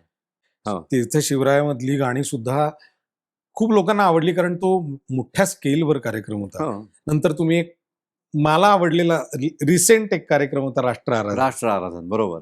माझ्या मते तो शाहीर योगेश. शाहीर योगेशांनी त्यांनी हिंदी सगळी गाणी होती गीतं- का रे? सगळी सगळी? हिंदी आहेत. हो. कारण मी तुझा कार्यक्रम होता त्यावेळेला मी ऐकायला आलो होतो. बरोबर बरोबर. आणि मी हिंदी मला आय वॉज स्टंड की मला वाटतं अवधूत पण होता गायला. अवधूत गांधी होता, तो पण right, अवधूत. right. जयदीप वैद्य होता, मेहेर परळीकर होता. हा येस येस येस येस. आम्ही सगळेजण त्या त्या पुणे project पुस्तक मध्ये आम्ही महोत्सवाच्या वेळेला मला तेव्हा हा वाटतं कार्यक्रम सादर झाला होता. बरोबर. परत तेच आहे की म्हणजे संगीतकाराविषयी जर बोलायचं झालं तर कसं आहे की अशा पद्धतीची वेगवेगळी प्रोजेक्ट्स. तर जीवनचं वैशिष्ट्य मला हे सांगावंसं नक्की वाटेल की वेगळेपणा असतो प्रत्येक चालीत. नाहीतर बरेचदा असं होतं की सेम चालीचा इम्पॅक्ट हळूहळू तुम्हाला प्रत्येक कॉम्पोजिशनमध्ये दिसायला लागतो, पण तसं नाही होत त्याच्या बाबतीत. म्हणजे फॉर एक्झाम्पल आता ज्ञानेश्वरीचाच विषय निघाला तर ज्ञानेश्वरीमधली जी प्रत्येक जी ओवी आहे ना ती वेगवेगळ्या चालीमध्ये आहे. म्हणजे एक राग आम्ही कन्फर्म करून घ्यायचो की ह्या अध्यायाचा हा राग आहे, ह्या अध्यायाचा हा राग आहे. हा एक पण एकसारखी चाल नाही. Right, प्रत्येक right, शब्दाप्रमाणे तिथे ही जागा अशी पाहिजे, ती जागा तशी पाहिजे, असं करत केलेलं प्रोजेक्ट आहे. म्हणजे 3 कुठेही- वर्ष म्हणजे हो, use हो. number आहे. आणि कारण मला त्यांनी सांगितलं होतं जीवननी पण की आपण 18 अध्याय आणि 18 राग राईट. असा करूनच हो हो. प्रोजेक्ट करायचं मी ठरवलेलं आहे. Right. मोठं काम आहे. मोठं खरंच काम खूप आहे. मोठं काम आहे ते पण. म्हणजे त्यामुळे तो पुन्हा एकदा मी हायलाईट करीन हा विषय की गुरुकृपा त्याच्यावर पण आहे. त्याशिवाय हे होत नाही. अजिबातच नाही हा. होणार. नक्कीच नाही होणार. कारण ती गुरुकृपा असल्याशिवाय घडत नाही या गोष्टी. अशी वेगवेगळी प्रोजेक्ट जेव्हा करत जातो ना माणूस तेव्हा आपण आतनं पण समृद्ध होतो. याच्यावर तुझा बरोबर. विश्वास आहे? नक्कीच आहे, नक्कीच आहे. म्हणजे याच्याच कंटिन्युएशन मध्ये मी म्हणजे दुसऱ्या एका कंपनीसाठी म्हण, पण मी अख्खं दासबोध पण गायलंय. हो. होय, दासबोध पण गायलोय. आणि या सगळ्याचा अनुभव म्हणजे ह्या सगळं गाण्याचा जो अनुभव होता ना तो सगळा मला हे दासबोध गाताना कामी पडला. कारण त्याच्यामुळे ना माझं आपापलं ऱ्हस्व दीर्घ प्रत्येक शब्दाचा व्याकरणाच्या उच्चार, व्याकरणाच्या दृष्टीने, कारण हे सगळ्याचं भान ठेवावं लागतं. हो हो. रेकॉर्डिंग करताना या सगळ्याचं भान ठेवत तुम्हाला ते गायचं असतं. त्यामुळे मी दासबोध मला इतकं उपयोगी पडला ना, त्यामुळे माझा दासबोध हा जो ग्रंथ आहे मी हा नाही म्हणलं तरी मला 2 महिने लागले ते पूर्ण करायला. पण झालं, परत तो करून घेतलाय. हो हो हो. पण अख्खा दासबोध माझ्या आवाजात आता उपलब्ध आहे. वा वा. मला युट्यूबवर नक्की ऐकायला मिळेल.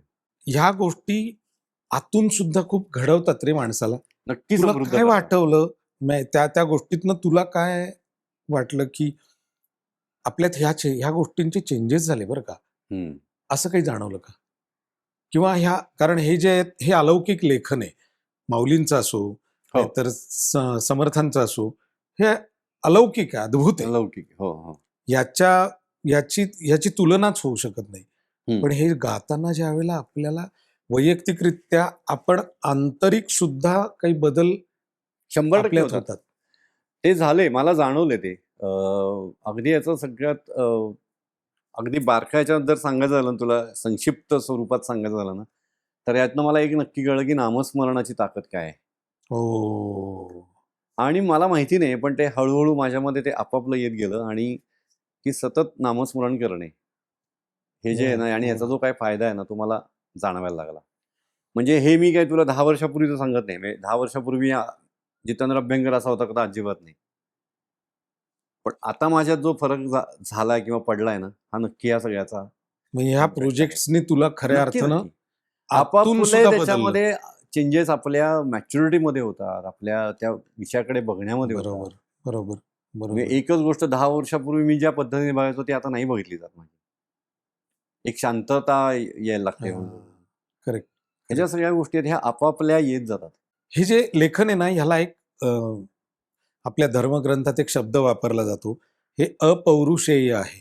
हा, हे अपौरुषेय शब्द का वापरलाय, की तुम्ही कोणत्याही युगात हे बघा, वाचा. बघा, वाचा. युग तर सोडा, वर्ष तर सोडा, काल वाचलेलं तीच ओवी मी जर आज वाचली तर मला वेगळी ती दिसायला अजून वेगळी. लागते. हा, राईट, बरोबर आहे. आणि तुला तसं आहे. गाताना तर तुला इतकं वेगळं जाणवत वेगळं असेल जाणवतं. खरं तर. बरोबर मग तू रागांचं जसं सांगितलं ते संगीतकाराची प्रतिभा आहे बरोबर. की रागांनुसार बांधले, पण गायक हा जगत असतो रे जगत ते शब्द, खरंय. त्यामुळे त्याला तर खूप अनुभूती वेगळी येत खूप असेल. खूप खूप. नक्कीच नक्कीच. त्यामुळे या सगळ्या अशा पद्धतीच्या कामामुळे हा मोठा फरक खूप मोठा फायदा. पडला, नक्कीच पडला. मग तुला आता जसं तू एक खूप सुंदर गोष्ट सांगितली, ही मला वाटतं सगळ्यांना उद्बोधक असावी, सगळ्या नवीन लोकांना, अं, सगळ्याच म्हणजे मी तर म्हणतो जे एस्टॅब्लिश्ड आहेत त्यांनी पण विचारात घ्यावं, नक्कीच. आणि जे ऍस्पायरिंग आहेत त्यांनी Aspiring पण आहे, ज्यांना विचारात करायचं आहे घ्यावं याच्यामध्ये. हो. की नामस्मरणात सारखा दुसरा मार्ग नाही. नाही. तुम्हाला ते ग्राउंडेड ठेवतं. Grounded कुणीतरी ठेवतं. तुला विचारतं की ग्राउंडेड कसे राहता, तुम्हाला इगो का दिसत नाही, बरोबर आहे. किंवा तुम्ही सगळ्यांमध्ये मोकळेपणाने कसे राहता. वावरू शकता. बरोबर आहे. कारण आहेत त्याची. नामस्मरण, आम्हाला त्याला मेडिटेशन शब्द बाहेर न आला राईट. की आम्हाला त्याचा अप्रूप वाटायला लागतं. खरं तर पण सगळ्यात मोठा फायदा आणि अजून असा होतो ना की एक मनुष्याचा एक बेसिक स्वभाव असतो की दुसऱ्याचं काही बरं व्हायला लागलं की जरा आतनं असं खदखद व्हायला लागतं. हा, तर ह्या सगळ्या गोष्टी खूप कमी होतात. हा. बेसिकली जो असा एक हेवा वाटतो ना, हे सगळं कमी होतं आपापलं. हम्म. नामस्मरणाने तुलना संपते. तुलना संपते सगळी. त्याची गोष्ट. आपणच आपला आपुलाची वाद आपणच काय असेल ते मी बस, बस, बस. मी कालपेक्षा आज इम्प्रूव्ड आहे की नाही एवढंच फक्त विचार करायचा. अगदी बरोबर. अगदी बरोबर. आणि ह्याचा खरंच म्हणजे मी अनुभवतो का, कारण मलाही ती सद्गुरु कृपा प्राप्त असल्यामुळे ते म्हणून आपलं जुळलंय. अगदी अगदी. आणि आपलं त्याशिवाय जुळतच नाही त्या गोष्टी. कुठे नाही, ना खरंच कुठेतरी आहे, त्या खरंच आहे, खरंच आहे. त्याची वेवलेन जुळत. तू म्हणाला तसं प्रत्येक टप्प्यावर माणसं नेमून ठेवलेली आहेत देवानी, की तुझा रोल ते बरोबर येत जातात आपल्या आयुष्यात. येतातच या आयुष्यात. खरंय खरंय, नक्कीच आहे. आता ह्याच विषयाला पुढे नेऊन मी तुला सांगतो की आपली आयुष्य देव अशा पद्धतीने घडवत असताना श्रींच्या पण आयुष्यात भाग्य आलंय. हो. श्रींच्या आयुष्यात कारण भाग्यश्री अभ्यंकर, राईट, रसिकांनाही माहिती असेल, भाग्यश्री अभ्यंकर ही जितेंद्र अभ्यंकरची पत्नी अशी सुरुवातीला तिची ओळख होती. आपण आता तिचं स्वतंत्र नाव गायन क्षेत्रात पण आहे. अप्रतिम गाते आणि खूप प्रामाणिक गाते. सगळ्यात मला आवडणारी गोष्ट म्हणजे ती जशी प्रामाणिक एरवी पण आहे तशी तशी ती सुरांमध्ये पण आहे. नक्कीच. मला तिच्याबद्दल तुझ्याकडनं ऐकायचंय, कारण ती नंतर मला इतकी छळणार सगळं बोललास पण तेवढाच विषय राहिला. नाही, नक्की आवर्जून सांगेन आणि तो सांगायलाच पाहिजे हा. कारण परत तोच विषय की ह्या सगळ्या प्रवासामध्ये सगळ्यात मोठी व्यक्ती माझ्यासाठी ती आहे. कारण जसं मी तुला अगदी सुरुवातीला उल्लेख केला होता की मी एका मैत्रिणीमुळे एका ग्रुपमध्ये इंट्रोड्यूस झालो. सो त्या ग्रुपमध्ये जशी माझी संजू मेंदळेशी ओळख झाली तशी माझी भाग्यश्री गोगटे हिच्याशी पण ओळख झाली. आणि जसं ठरलेलं असतं की संजू मेंदळ बरोबर मला पुढे जाऊन बिझनेस पार्टनर व्हायचं आहे, आणि भाग्यश्री गोगटे हिला बघता क्षणी हे मी मनात ठरवून टाकलं होतं की ही माझ्या आयुष्यातली लाईफ पार्टनर असणार आहे. बरं आहे तुमचं अभ्यंकर. दिसतंय तुम्हाला, माझं नाव संजय पण दिसतंय तुम्हाला. सो वा वा वा. असे गाण्याच्या क्षेत्रामुळे मिळालेले 2 पार्टनर्स आहेत ती गात life होती तेव्हा. हो हो. रादर ती तेव्हा जास्ती एस्टॅब्लिश सिंगर होती, म्हणजे मीच नवशिक्या होतो तेव्हा बर. आणि मीच असा भीत त्या ग्रुपमध्ये गेलेलो होतो आणि तेव्हा ती एस्टॅब्लिश सिंगर असल्यामुळे तिला 4-5 गाणी होती तेव्हा ती शेखर कुंभोजकर त्यांच्याकडे गाणं अच्छा, शिकत पण होती अच्छा. क्लासिकल. अच्छा नंतर राम माट्यांकडे ती शिकली आहे गाणं. अच्छा, तिचं रितसर हा, शिक्षण शिक्षण झालेलं आहे तिचं. आणि ती सुद्धा अशीच एकदम काय म्हणू मी आमचे मित्र जे प्रेमाने तिला तुळसच म्हणतात. मी नाही, इतकी पण खरंच पवित्र आहे आहे. ती. खरंच आहे. खरंच आहे खरंच आहे. म्हणजे अगदी योग्य उपमा आहे खरं, हा. की ती तशीच आहे. तशीच आहे ती आणि नावाप्रमाणे त्यामुळे मी तिचं नाव बदलण्याचे पण कष्ट घेतले नाहीत लग्नामध्ये. भाग्यश्री, कारण ती माझ्यासाठी खरोखरीच भाग्य भाग्य घेऊन आली. घेऊन आलेली होती. कारण मला ती माझ्या आयुष्यात आल्यानंतरचा माझा जो आयुष्यातला जो ग्राफ आहे ना तो खूप बदलला होता. वा. मी एवढं नक्की सांगितलं. वा. तुमच्या अभिमान होतो का रे कधी? कधीच नाही झाला. हम्म. कधीच नाही झाला. आणि याचं श्रेय मी सगळं तिला देईन. हा. हो. वा. कारण कायम म्हणजे आता आपण जे सगळ्या याला म्हणतात हल्लीच्या मुलांना ऍडजस्ट करायची हे नाहीये, हे अगदी बरोबर आहे. जेव्हा केव्हा वेळ आली असेल ना 2 पावलं मागे द्यायची, भाग्यश्रीचं कायम मागे गेली असणार आहे हे मला नक्की माहिती आहे. त्यामुळे आमच्यामध्ये कधीच असे मतभेद फार झाले नाहीत, कधीच नाही झाले. आता हा धागा पकडून मी माझे हो, सांगतो हो. जरा. हा, अगदी. जसं आता मी सिमिलर ट्रॅकवर मी पण आहे, अच्छा. की आमचा जरी प्रेमविवाह नसला, अनेकांना वाटतो आमचा प्रेमविवाह आहे अच्छा. वगैरे, लव्ह मॅरेज आहे, पण मी कधी बोललो नाही खरं हे ऑन स्टेज काय किंवा ऑन कॅमेरा. ऑन कॅमेरा तर नाहीच बोललो. पण जो भाग्यश्रीच्या बाबतीतला तुझा मनातला भाव आहे ना, तोच माझा गौरीबद्दलचा आहे. गुड. कारण नाही म्हणजे आपण नाही गोष्टी सांगू शकत सगळ्या. एक्झॅक्टली तेच म्हणलं ना. कारण आज त्यांच्या सॅक्रिफाईसला तुम्ही नाहीच जवळपास जाऊ नाही करू शकत, शकत. अजिबात अजिबात जवळपास नाही जाऊ शकत. आणि अशी व्यक्ती आपल्या आयुष्यात मिळणं ही पण सद्गुरूंची कृपा आहे, असं 100% माझं ठाम मत आहे. ठाम मत आहे. नाहीतर अगदी बरोबर आहे. म्हणजे ह्या मी गोष्टी जे काही हिंडलो ना आता सध्या, म्हणजे मी 2000 साधारण 7-8 सालापासून मी खूप परदेश दौरे माझे खूप सुरू झाले. खूप झालेत. त्यामुळे मी खूप हिंडत चालू होतो. चालू आहेत. म्हणजे इनफॅक्ट मी भारतामध्ये पण खूप हिंडलोय. सो यासाठी ना माझं घरात असणंही फार नसायचं असं डोक्यात. पण समोर ही इथे होती ना, त्यामुळे मला हा पार्ट बघावाच लागला नाही. म्हणजे हो. तन्वी आणि तन्मय हो, हो, हो. यांचं शाळा म्हण, यांचं शिक्षण म्हण, हे जे सगळं चालू होतं ना ते, कारण बेस कॅम्प आमचा खूप भक्कम होता. Home front right. तगडा सांभाळला जात होता. त्यामुळे मला कधीच या गोष्टींची चिंता नव्हती. माझ्या आई वडिलांची मला कधी चिंता नव्हती, हो. कारण त्यांची हो. काळजी घेणारी भाग्यश्री होती. त्यामुळे मला कधीच डोक्यात अशी एक तिळं मात्र पण आलं नाही की अरे आता कसं होईल. हा. मुद्दाम मला तुम्हाला सांगायचं ही आत्ताची जी जनरेशन आहे ना, त्या लोकांना मध्ये एक मी एपिसोड गेला होता, आपला एक पॉडकास्ट होता की सध्याची लग्न टिकत का नाही. टिकत का नाही. अगदी बरोबर. मला खूप वाईट वाटतं हे सगळं, कारण त्या चर्चेच्या वेळेला जे मला माहिती माझी ती मैत्रीण कल्याणीने दिली ते खूप पेनफुल आहे रे.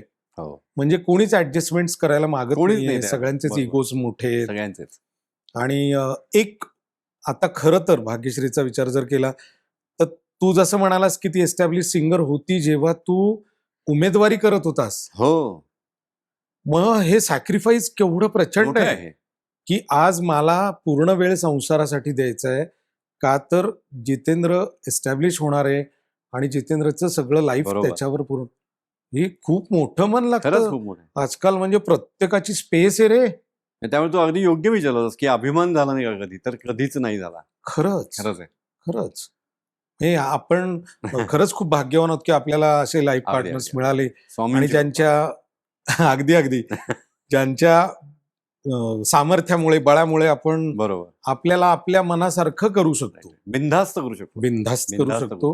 आणि भले प्रत्येक वेळेला यश मिळतं असंही नाही रे, असंही नाही. पण खंबीरपणे आपल्या शेजारी हो हो उभ्याच असतात. अगदी अगदी अगदी. उभ्याच. म्हणजे किती वेळ आता म्हणजे बिझनेसच्याच याच्यामध्ये म्हणशील ना तर Ups and बिझनेसमध्ये downs. पण ups and downs Ups and एवढे आले downs. होते ना, असं नाहीये की सगळं छान चालतं असं काही नाही. हो, हो. सगळं होत असतं, अप्स अँड डाऊन्स येत असतात, पण त्याच्यामध्ये सुद्धा त्याच्याकडे कसं बघ हे सुद्धा मला भाग्यश्रीने शिकवलंय हो कायम.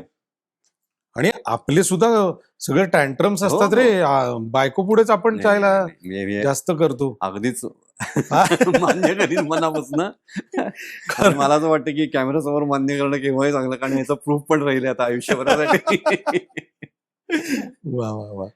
आता जसं आपण वारंवार उल्लेख करतोय की सश्रद्ध राहण्याचे फायदे, हो, गुरुकृपेचे फायदे, गुरुकृपेमुळे आपला प्रवास संकट आली तरी न डगमगता सुखकर होतो, राईट. याच्यावर आपला पूर्ण विश्वास आहे. अशी काही माणसं असतात, असे काही लोक असतात की ज्यांच्याकडे आपण खूप मोकळेपणाने व्यक्त होतो.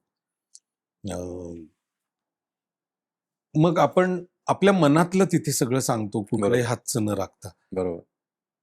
आता जसं तू एका एका श्रद्धास्थानाशी निगडीत आहेस, जसा मी आहे, जीवन आहे, किंवा आपली सगळी सगळेच. हो, अशी जी मंडळी आहेत की जी सश्रद्ध आहेत, राईट.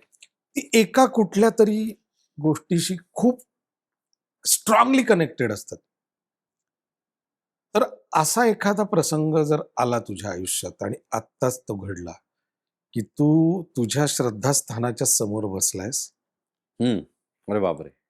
मग ते स्वामी असतील, कोण गुरु असतील, बाबा असतील, आई असेल, कोणी कोणी कोणी की जिथे तू हार्ट टू हार्ट बोलू शकतोयस जितेंद्र, मोकळेपणाने आत्ताच्या प्रवासाबद्दल, इथपर्यंतच्या प्रवासाबद्दल बोल, काही बोल, आणि व्यक्त व्हायची जर वेळ आली आणि संधी मिळत असेल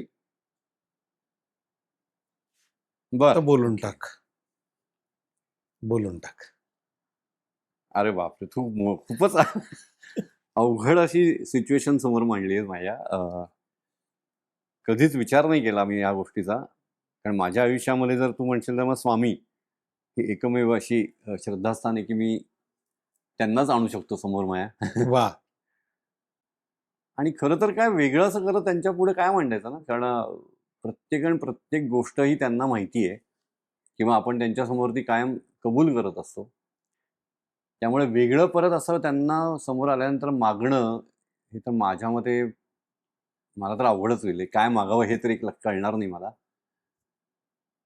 हा, एक नक्की म्हणेन की समाधानी ठेव, एवढं नक्की मागेन. जे काही आहे, कारण कधीच कमी दिलेलं नाहीये त्यांनी, त्यामुळे वेगळं असं काही मागण्याची गरज नाही वाटत मला. कारण ज्या ज्या वेळेस जे जे अपेक्षित असतं ते ते मिळणं, याच्या व्यतिरिक्त अजून काय पाहिजे. आणि या सगळ्यामध्ये पुन्हा सगळं असलं तरी एक समाधान पाहिजे. कारण तू कितीही कमवलंस तरी समाधान जर नसेल तर त्याचा शून्य उपयोग आहे. त्यामुळे समाधानी आणि सगळ्यांना सुखी ठेव, सगळ्यांना सुखी ठेव हे म्हणेन नक्की मी. आणि जर आणि खरंच अशी सिच्युएशन आली आणि जर खरंच समोर असतील स्वामी माझ्या, तर नाही माझ्यामध्ये बहुतेक मी रडीन. मला वाटत नाही दुसरं काही घडेल माझ्याकडनं.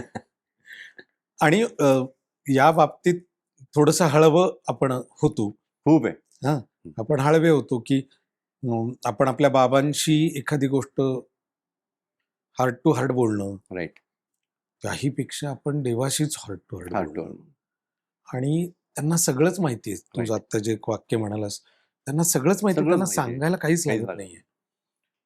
कारण आपल्याला आवडेल ते कधीच स्वामी देत नाहीत. आपल्याला योग्य आहे तेच स्वामी देतात. आणि त्या त्या वेळेला. त्या त्या वेळेला देतात. तू आत्ता मागितले आत्ता मिळेल, बरोबर. तुला माहितीच नाही वेळ योग्य आहे का अयोग्य आहे. बरोबर. जे जे मजसाठी उचित राईट. त्याची तू देशील खचित, बरोबर. हे मात्र मी नक्की जाणीत, नाही तक्रार राघवा. बस परफेक्ट आहे. असं पाहिजे. बरोबर. ही जी अवस्था आहे ना, या अवस्थेला गुरुकृपा असेल तरच आपण येऊ खरं. शकतो. मग तू बघ ना, आता स्वामींच्या बाबतीत म्हणशील तर त्यांचं काय ब्रीदवाक्य, भिवू नकोस मी तुझ्या पाठीशी आहे. बास. उद्या साईबाबांचा आपण जर विचार केला तर श्रद्धा आणि सबुरी. प्रत्येक गोष्टीमध्ये श्रद्धा ठेवा आणि थोडासा धीर धरा, तर प्रत्येक गोष्ट तुमच्या पुढे येणारच आहे. हो रे. आणि बघ ना, त्यांचे जे शब्द आहेत ना, की अगर तुम मेरी तरफ देखोगे तो मैं तुम्हारी ओर देखूंगा, असं साईनाथांच्या बाबतीत साईनाथ म्हणलं जातं. बरोबर. तू जर माझ्याकडे पाहिलंस तर मी तर बघीन मी तुझ्याकडे पाहिन. याचा अर्थ एरवी ते बघत नाहीयेत असं तर का, अजिबातच असं नाहीये. नाही. तेच म्हणलं. पण जसं आहे की देवापुढे दिवा लाव, असं जेव्हा आपल्या घरामध्ये आपल्याला सांगितलं जातं, राईट. आपण लहानपणी हे सगळ्या गोष्टी वारंवार आईकडनं ऐकायचो, ये जा बाळा, दिवे लागण्याची वेळ झाली, देवाची. देवापुढे दिवा लाव. तर देवापुढे दिवा लाव का, तर देव अंधारात जातायत म्हणून नाही, नाही देव तुला दिसावा म्हणून. दिसावा म्हणून नाही. खरंय खरंय, अगदी बरोबर. हे सगळं इतकं छान आपलं आहे आणि हा सश्रद्धा राहण्याचा एक खूप मोठा फायदा आहे. फायदा. आणि हेच कारण होतं म्हणून तुला बोलवलं वा वा. गप्पा मारायला. आणि मला बरं यासाठी वाटलं की गायक म्हणून तर पॉडकास्ट होणार होताच, पण गायक सोडून त्याच्या मागे एक व्यक्ती म्हणून जे होतं ना, ते मला सांगता आलं की नॉर्मली अशा टाईपच्या पॉडकास्टमध्ये तसं बोललं जात नाही. म्हणजे गाण्याच्या क्षेत्रामध्ये हे मिळालं, ते मिळालं, ते मिळालं, आपण असं सगळं बोलत जातो. पण त्याच्या व्यतिरिक्त मला आज हे बोलताना त्याचा मला जास्ती आनंद आहे. आणि त्यामुळे मी असं त्याला टिपिकल पॉडकास्ट माझं झालं असं मी नक्की नाही म्हणणार याला.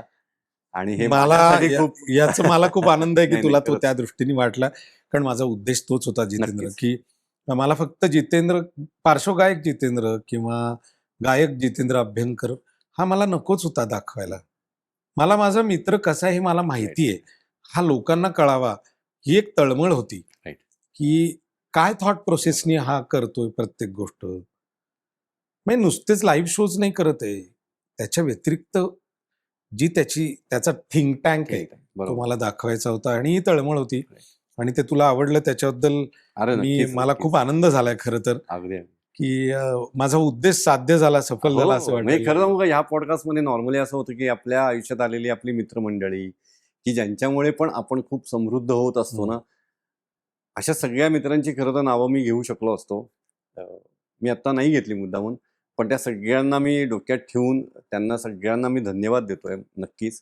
प्रत्येकाचं नाव नाही घेते मी, पण हे सगळं माझ्या डोक्यात आहे की ज्यांच्यामुळे आपलं हे आयुष्य असं अगदी पुढे बरोबर. पुढे पुढे पुढे सरकत गेलं. मी माझे सांगीतिक करिअर म्हणतोय मी, बिझनेसमध्ये बिझनेसच्या रिलेटेड जे मला भेटत गेले त्यांच्यामुळे पुढे सरकत गेलं. पण या सगळ्यांसाठी मी कायम धन्यवाद देईन त्यांना मी, कारण ह्या सगळ्यांमुळेच आपण आयुष्य कुठेतरी एका टप्प्यावर आणू शकतो असं मला वाटतं. आणि म्हणलं तसं पुन्हा एकदा आवर्जून सांगेन की तुझ्यामुळे मला वेगळा विषय आणि वेगळा व्यक्ती म्हणून मला सादर होता आला.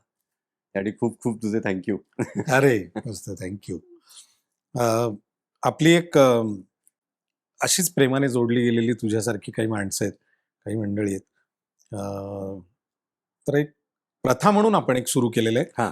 की अमोद दामले म्हणून एक आपले मित्र आहेत. बर. तर ते खूप निष्ठेने काही गोष्टी करतायत. त्याच्यात त्यांनी हर्बल प्रॉडक्ट्स काढलीत अरे वा. बर.